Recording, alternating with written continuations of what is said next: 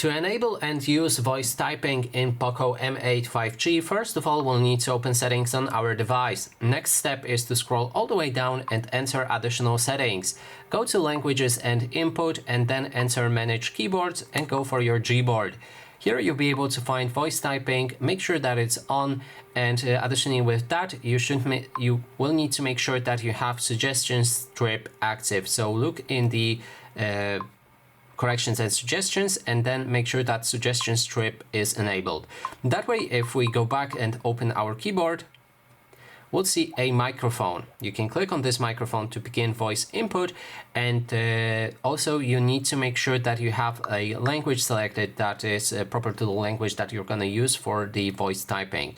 In this case, English.